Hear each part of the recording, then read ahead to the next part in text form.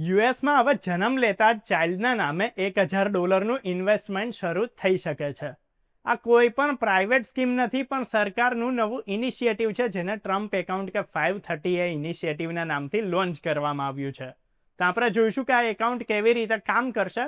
2025થી 28ની વચ્ચે જન્મ લેનાર બાળકો માટે એલિજિબિલિટી શું છે, કોણ કોણ ક્વોલિફાય કરશે, ઇન્ડિયન પેરેન્ટ્સ અને H1B હોલ્ડર્સના બાળકોને એનો ફાયદો મળશે કે નહીં, અને પેરેન્ટ્સે કયા કયા લીગલ સ્ટેપ્સ પૂરા કરવા પડશે એટલે આ બેનિફિટ્સ મિસ ના થાય. તો આ ઇનિશિયેટિવનું ઇન્ટેન્શન એ કહેવામાં આવ્યું છે કે બાળક પોતાની જિંદગીની શરૂઆત ડેટથી નહીં પણ એસેટથી કરે. સરકાર દરેક એલિજિબલ ન્યૂબોર્નના નામથી એક ટેક્સ ફ્રી ઇન્વેસ્ટમેન્ટ એકાઉન્ટ ખોલશે અને એમાં શરૂઆતમાં $1,000 જમા કરશે.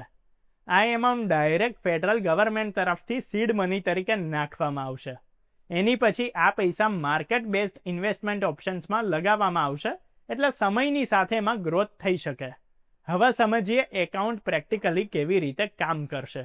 તો સૌથી પહેલાં તો બાળકના જન્મ પર ગવર્મેન્ટ $1,000 જમા કરશે. એની પછી પેરેન્ટ્સ, ફેમિલી મેમ્બર્સ, એમ્પ્લોયર કે પછી સ્ટેટ ગવર્મેન્ટ પણ એમાં એડિશનલ કન્ટ્રીબ્યુશન કરી શકે છે. વર્ષે મેક્સિમમ કન્ટ્રીબ્યુશન લિમિટ $5,000ની રાખવામાં આવી છે, એટલે જો પેરેન્ટ્સ દર વર્ષે રેગ્યુલર અમાઉન્ટ જોડે છે અને માર્કેટ ગ્રોથ પણ મળે છે તો 18 વર્ષની ઉંમર સુધી આ ફંડ બહુ મોટું થઈ શકે છે.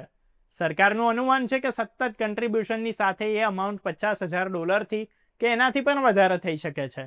આ પૈસા હાયર એજ્યુકેશન, ફર્સ્ટ હોમના ડાઉન પેમેન્ટ કે બિઝનેસ શરૂ કરવા જેવા મોટા ગોલ્સ માટે ઉપયોગમાં લઈ શકાય. હવે સૌથી મોટો જરૂરી હિસ્સો છે એલિજિબિલિટી રૂલ્સનો. તો આ બેનિફિટ દરેક બાળકને નહીં મળે. પહેલો રૂલ છે બર્થ વિન્ડો.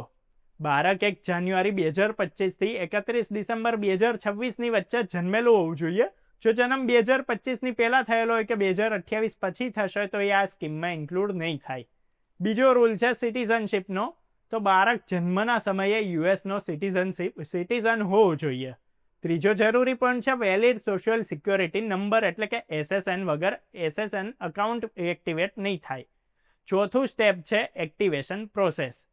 તો પેરેન્ટ્સ કે લીગલ ગાર્ડિયને જરૂરી ફોર્મ્સ ભરીને એકાઉન્ટને એક્ટિવેટ કરવું પડશે, ત્યારે આ ઇન્વેસ્ટમેન્ટ ઓફિશિયલી મેનેજ કરી શકે.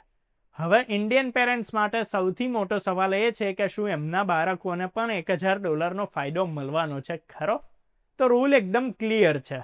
જો ઇન્ડિયન કપલ યુએસમાં રહે છે અને બાળક ત્યાં જ જન્મે છે તો બર્થ રાઇટ સિટીઝનશીપના પ્રિન્સિપલ પ્રમાણે બાળકને ક્લિયરલી યુએસ સિટીઝન જ માનવામાં આવે છે. એનો અર્થ એ થયો કે જો બાળક એલિજિબિલિટી પીરિયડ એટલે કે 2025થી 28ની વચ્ચે યુએસએમાં જન્મ લે છે તે સિટીઝન હશે અને ટ્રમ્પ એકાઉન્ટ માટે ક્વોલિફાય કરશે, ચાહે પેરેન્ટ્સ H1B, L1, F1 કે ગ્રીન કાર્ડ સ્ટેટસમાં ભલે ને હોય. અહીં જો એક પ્રેક્ટિકલ સલાહ બહુ જ જરૂરી છે. ઇન્ડિયન પેરેન્ટ્સે બાળકના જન્મની તરત પછી SSN માટે એપ્લાય કરવું જોઈએ. સોશિયલ સિક્યોરિટી નંબર મળવાના ડિલે થશે તો એકાઉન્ટ એક્ટિવેશનમાં પણ ડિલે થઈ શકે છે. સાથે જ IRSના રિક્વાયર્ડ ફોર્મ્સ જેમ કે ફોર્મ 4547 સમય પર કમ્પ્લીટ કરવા જરૂરી રહેશે. જો ફોર્મ્સ અધૂરા ભર્યા કે ખોટી ઇન્ફોર્મેશન આપી તો બેનિફિટ્સ અટકી શકે છે. એટલે ડોક્યુમેન્ટેશનમાં એક્યુરસી બહુ જ જરૂરી છે. હવે વાત કરીએ કે કોને આ સ્કીમ્સનો લાભ નહીં મળે. તો જે બાળકો યુએસ સિટીઝન નથી, જેમ કે જો જન્મ યુએસની બહાર થયો છે અને સિટીઝનશીપ ઓટોમેટિકલી નથી મળી તો એ એલિજિબલ નહીં રહે. જેમની પાસે વેલિડ SSN નથી એ પણ બહાર રહેશે, અને જો પેરેન્ટ્સ રિક્વાયર્ડ એક્ટિવેશન સ્ટેપ્સ પૂરા નથી કરતા તો એ પણ એકાઉન્ટને શરૂ નહીં કરી શકે. ઇન્ડિયન એક્સપર્ટ ફેમિલીઝ માટે સ્કીમ લોંગ ટર્મ પ્લાનિંગનો એક સારો ચાન્સ રહી શકે છે. જો પેરેન્ટ્સ દર વર્ષે $2,000 કે $3,000 પણ એડ કરે છે અને માર્કેટ ગ્રોથ મળે છે તો કોલેજ એજ્યુકેશનનો મોટો હિસ્સો કવર થઈ શકે છે. પણ ધ્યાન રાખવાનું કે માર્કેટ લિંક એકાઉન્ટ છે એટલે રિટર્ન્સ ગેરંટેડ નથી હોતા. પેરેન્ટ્સે ઇન્વેસ્ટમેન્ટ ઓપ્શન સમજીને ડિસિઝન લેવું પડશે. લીગલ રાઇટ્સના એંગલથી જોઈએ તો જો બાળક યુએસ સિટીઝન છે તો એને ફેડરલ બેનિફિટ્સમાં ઇક્વલ રાઇટ મળે છે, ચાહે પેરેન્ટ્સનું ઇમિગ્રેશન સ્ટેટસ ટેમ્પરરી પણ કેમ ના હોય. એટલે H1B કે ગ્રીન કાર્ડ હોલ્ડર પેરેન્ટ્સે આમાં કોઈ જ ચિંતા કરવાની જરૂર નથી. બસ એલિજિબિલિટી કન્ડિશન્સ એમની પૂરી હોવી જોઈએ. એક બીજી જરૂરી વાત એ છે કે એકાઉન્ટ પેરેન્ટ્સના નામ પર નહીં પણ બાળકના નામ પર રહેશે. એનો મિનિંગ ફંડ્સનો ઉપયોગ ફ્યુચરમાં ડિફાઇન્ડ પર્પઝ માટે જ કરવામાં આવશે. પેરેન્ટ્સ ગાર્ડિયન તરીકે મેનેજ કરી શકે છે પણ ઓનરશિપ તો બાળકની જ માનવામાં આવશે.